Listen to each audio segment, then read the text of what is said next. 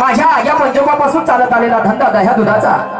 माझी आजी त्या काळामध्ये डोक्यावरती दह्याचं मार घ्यायची, खेडोपाडी जायची, दही घ्या अशी बोंबलाची ओरडाची, दही विकायची, आलेल्या पैशातून उदरनिर्वाह करायची।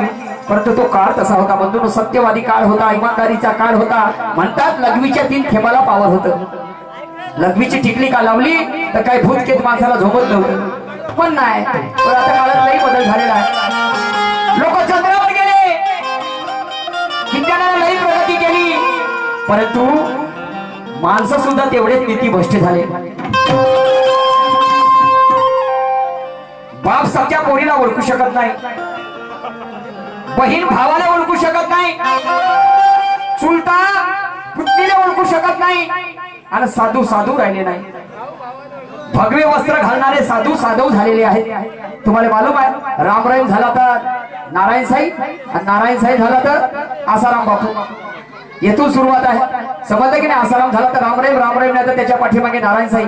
साधू साधू राहिले नाही, साधू साधू झालेले आहेत, नीतिभ्रष्ट झालेले आहेत। आणि म्हणून आमच्या माता भगिनीच्या मनामध्ये त्यास भीती निर्माण झालेली आहे। आमची माता भगिनी कुठे एकटी फिरायला जाऊ शकत नाही। माझा सुद्धा धंदा आहे लस्सी सेंटरचा। म्हटलं कशाला इकडे तिकडे फिरू रे बाबा, म्हटलं माझं गावच बाजारपेठेचं आहे मांडळ, आणि मांडळ या ठिकाणी माझं स्थायिक दुकान टाकलं। परंतु आज मला महत्वाचं काम आलं।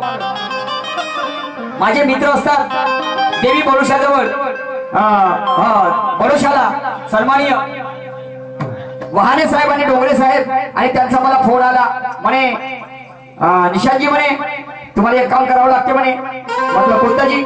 म्हणे आमच्या गावाजवळ म्हणे गमतीचा कार्यक्रम आहे। म्हटलं कुठं? तर म्हणे गुंजिले म्हणे। असं? आता कोणते शाहीर आहे? तर म्हणे जयाताई बोरकर। तर जयाताईची पाळी याची आहे म्हणे तुम्हाला? म्हणलं जयाताईची पाळी याची आहे का बा? तर म्हणे गंमत। आता असं बोला ना म्हटलं।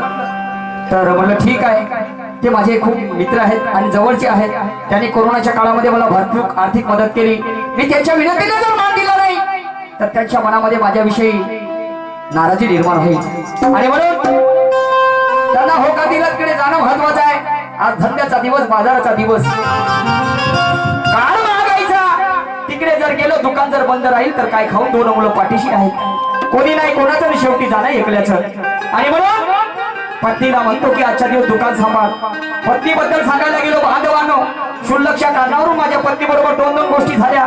माझी पत्नी माझ्यासोबत व्यवस्थितरित्या बोलत नाही, काय हरकत नाही, हांडीला चाटवायला हांडी लागत असते, तरी पती या नात्याने तिला आवाज देतो, ते काय म्हणते ते ऐकून घेतो, आणि मी सुद्धा तिला काही नवीन सांगण्याचा प्रयत्न करतोय का?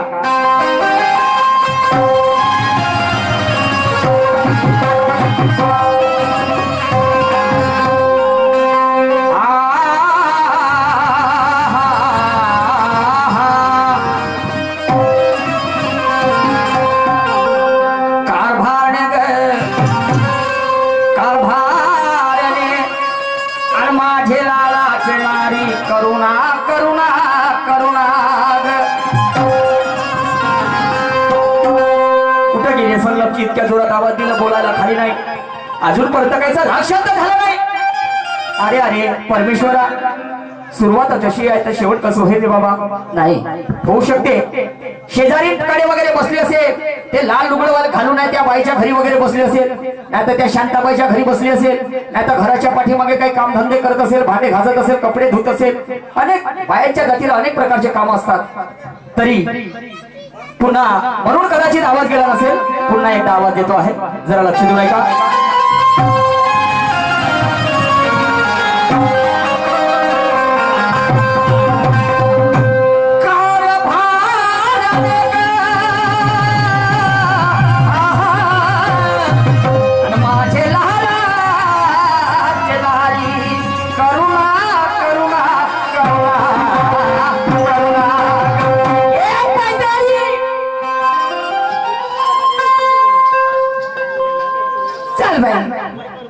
काय करावं काही सुचनाचे झाले। 8 दिवसाचा जमाना झाला बाई, माझी पती माझ्यासोबत बोलून नाही राहिले। अहो असा कोणता गुन्हा केला असेल मी? थोड्या गोष्टीसाठी रागवून बसले आणि जवळ सुद्धा आले नाही। पण काही का असो ना, पती म्हणजे परमेश्वर असे म्हणतात ना। एकदा म्हणता 2दा त्यांनी आवाज दिला, पण मी बाई त्यांच्या शब्दासमोर गेली नाही. काय करू, घरातली कामे पडली पसरली. अगोदर अशी करते, देवीची पूजा करते, नंतर त्याच्या हाकेला मान देते. कदाचित देवीची आराधना करेन तर तिच्या आशीर्वादाने माझा परिवार सुखरूपाने चालेल हीच आशा ठेवून तिला पुजलंच पाहिजे.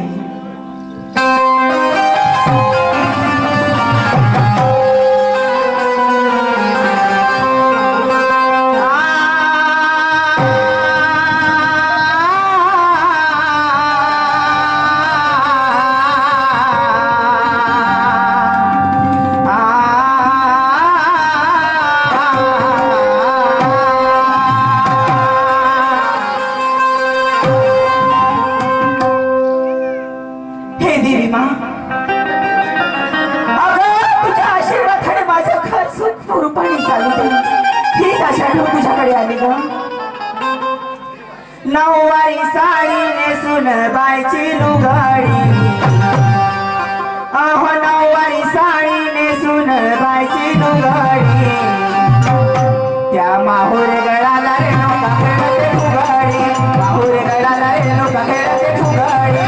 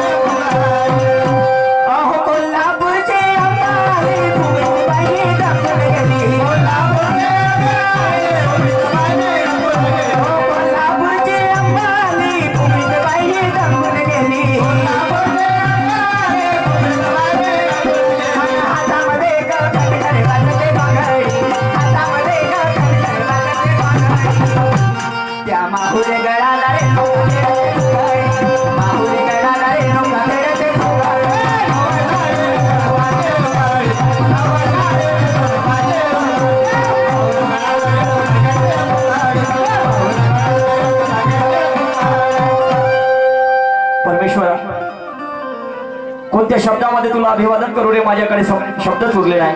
कारण जो मनुष्य आणि भक्ती मार्गाकडे वळतो त्याला चांगल्या गोष्टीची जडणघडण लागत असते, परंतु नुसती देवाची भक्ती केल्याने जमणार नाही. हो, देवाची भक्ती करायची आहे मी आधीच सांगितलं, तर जिवंत राहणं गरजेचं आहे, नाही का? तेव्हा देवाची भक्ती होईल. आणि मग जिवंत राहायचं तर त्याच्यासाठी काही खावं लागेल, काय खायचं तर त्याच्यासाठी काही कामधंदा करावा लागेल. नाही तर देगाहरीनं पलंगावरी म्हटलं तर कोणी देव आहे जगाच्या पाठीवर आणून देणारा? आणि म्हणून वामनदादा पै म्हणतात, तूच तुझ्या जीवनाचा शिल्पकार आहेस. ए करुणा, ए करुणा,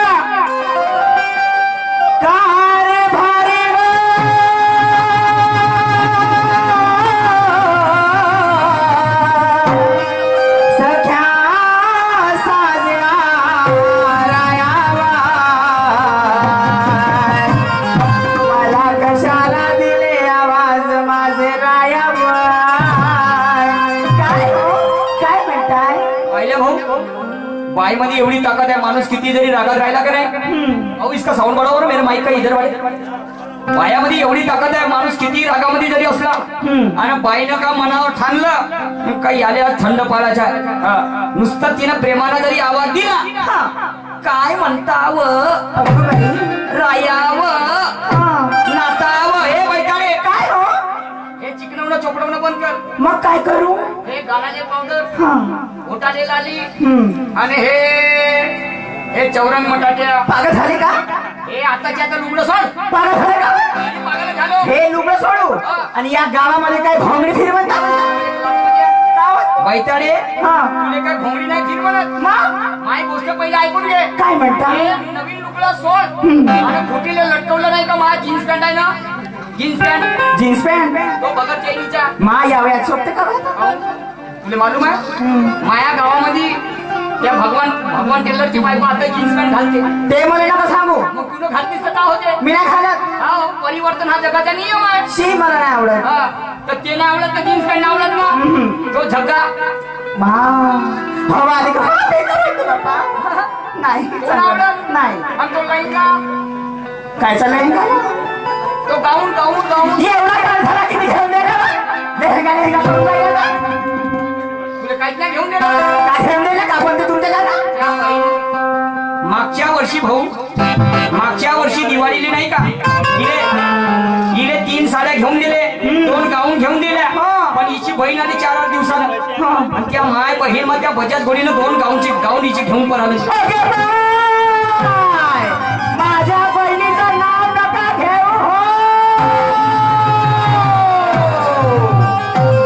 जेव्हा जेव्हा जेव्हाने सुरुवात करा मॉडेल मिलच्या पोंगा वाजला. ओके मा पोंगा काऊन माझी बहीण तुझ्या घरी खावायला येते खावाले नाही मग अरे कोणाच्या घरी जायचं आहे तिने म्हणाले पाहिजे होतं बरोबर आहे भाऊ का भाऊजी तुम्ही माया बहिणीला घेऊन दिला तशासारखं मला 2 घेऊन द्या. घेऊन नसते दिले काय हो ऐकत आहे तुमची मस्त आपली तर आपली लोकांची दीड पाहिली. बापरे बैगाडी काय मी काय म्हणतो काय म्हणता कुठे चालली कुठे तू एवढी अहो. 7 सिंगर करून कुठे चालली. मी काय खरी अहो माझी तयारी झाली गुंजीला जायची त्याच्या बहीण वा जेती चोराचा भेव तेथीच तर दिवस बुडल्यासारखं झालं. काय आणि झालं? म्हणून तर तुले म्हणून राहिलो का हे लुगडं सोड आणि ते पुराणं पातळ वापर. बरं गुंजीने चालली काय नाही चालली तिथे ना तू या खरा तमाशाचा प्रोग्राम आयोजित केला आहे. तमाशामध्ये गंमत गंमत गंमत पाहिजे चालली. नाहीतर काय अरे त्याच्या बहीण मा कोणते शाहीर आहेत ग. शाहीर आहेत निशांतजी सुखदेवी निशांतजी सुखदेवे आणि मग त्याले बॉक्सिंग मारणारा शाहीर विरुद्ध शाहीर आणि त्यांच्या विरुद्ध बाई आहे मग बाई नवीन जमान्याची तडकदार शाहीर एकदम गाम कोकिळा हो ना तिचं नाव आहे जयाताई बोरकर. जयाताई बोरकर मग नाही ते काय म्हणजे तू जयाताईची पाय चालली गंमत व असं बोलत बहीण मग का वाईट बोलून राहिलो जी मी जे बोलते लोक तेच बोलून राहिलो का नाही तू ऐकून नाही घेस म्हणजे जयाताईची पाय चालली गंमत. हे बैताडी काय मला सांग तू गणपती बसला तेव्हापासून रोजच्या रोज लोकांच्या गमती पाहिली जातात. 1 महिन्याचा जमाना झाला आणि अजय गंमत पाहिले जातो म्हणतं. माय तर मला सांगायला लागला का 1 महिना झाला लोकांच्या गमती पाहतं आणि 1 महिन्यापासून आपली घरची गंमत नाही झाली त्याचं कसं म्हणतो.